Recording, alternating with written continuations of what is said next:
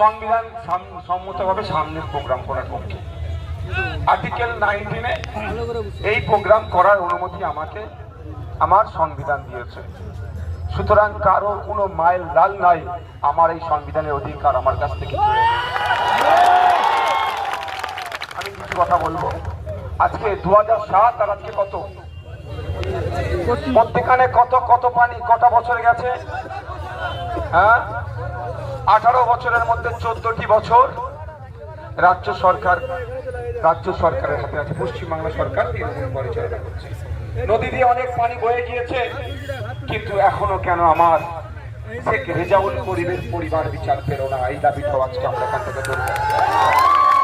কেন আদিত্য বেরা, ভরত মন্ডল, বিশ্বজিৎ মাইতি, এমদাদুল এনামুল